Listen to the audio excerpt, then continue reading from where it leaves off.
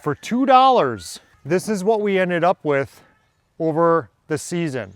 Hey everybody, you're watching Together We Harvest, and today is one of my favorite days to be out in the garden because now we get to harvest my favorite crop, that's the butternut squash. Butternut squash are one of my favorite crops because they're so easy to take care of. It's a type of winter squash and there's a whole bunch. You can research that on your own. But a winter squash is really good because all you do once you harvest them like we're doing today is take them, put them in your basement, in a room, any place that does not have a lot of sunlight, any place that's preferably a little bit cooler, and they will last an entire year with no preservation. They last just how they are. So you may notice that our squash over here are trellised. They're off the ground, which means they're higher up, which means that they resist disease. They look really cool, especially in the summer. Now they've kind of died off.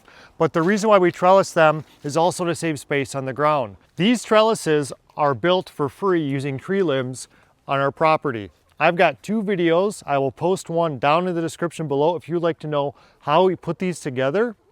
And you will be amazed at how much food you can grow on these trellises that are free. The bad part about trellising squash is that they're hard to harvest on your own. So any squash, in my opinion, needs to be harvested using some kind of lopping shears like this because the stems are really thick.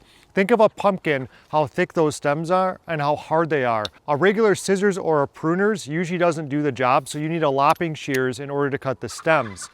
You also need, if you trellis them like this, in most cases, another person.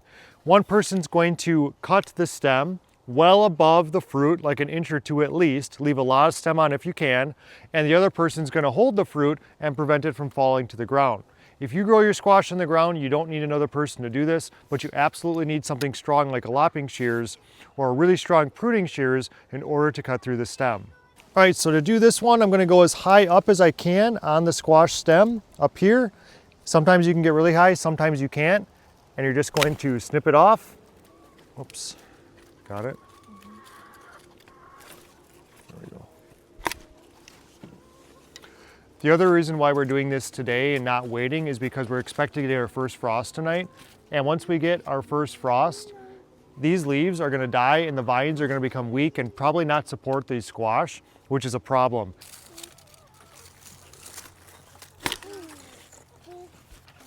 How's that?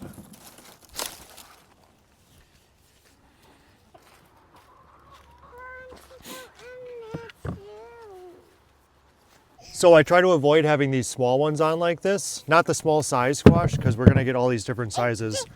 But you see how that one just broke off when she dropped that one in there? So you try to avoid this as much as you can because it's really gonna keep the longevity of the fruit the longer the stem is. So this happens every now and then. Not a big deal. Maybe just eat that one first if you're concerned about how long it's gonna last on your counter without that stem on there. I typically like to have them at least this long, if not longer, if possible.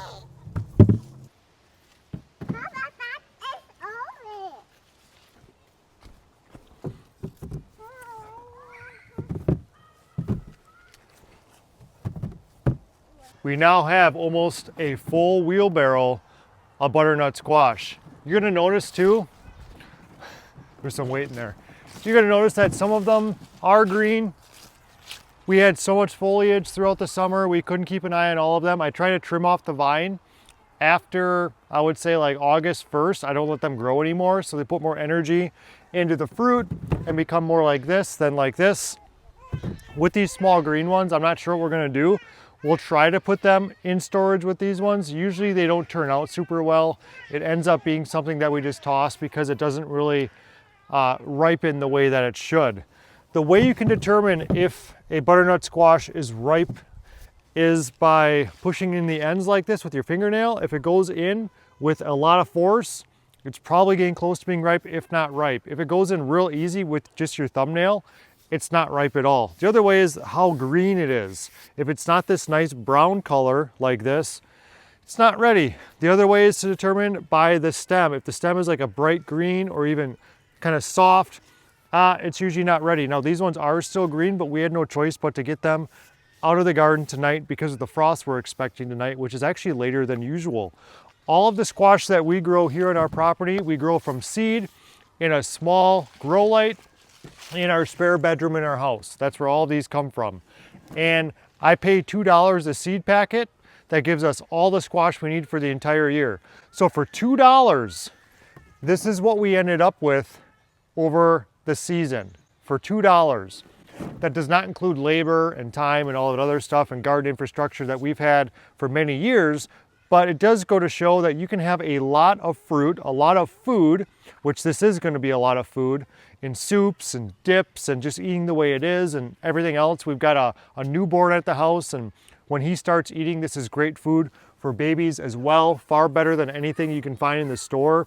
So organic butternut squash is fantastic food for your family, for yourself, for kids, and this is going to last a really long time. We're just going to stack this in our basement on a shelf, keep it out of direct sunlight. Our basement does stay cooler than the rest of our house, and this is going to be a really good blessing for our family for the entire year.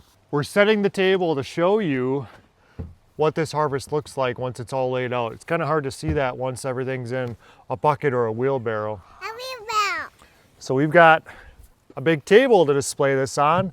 So this is what we have on display right here, are these butternut squash on this table.